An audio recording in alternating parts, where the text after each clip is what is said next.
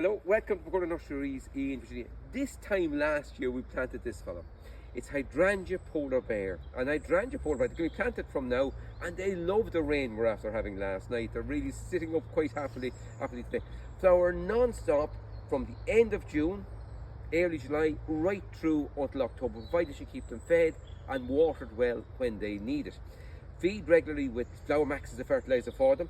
Cut them hard back in the spring. We cut them right back hard in the spring, and he's got lovely fresh young growth of enormous flowers now. Have a look at the size of them. They're huge flowers. They even get larger than that. So right through now until October these will flower, and they've got great strong stems. Unlike we say Annabelle that can flop over, Polar Bear stands up nice and proudly. So only planted this time last year, thriving, doing well, do a good job planting them. There's been planting fertiliser at the bottom, compost and soil, lots of it around, make it good and rich, and then keep them fed with Flower Max to ensure that they flower non-stop from end of June, early July, right through until October. So that's Hydrangea Polar Bear to be planted from now. Bye for now. Enjoy your garden.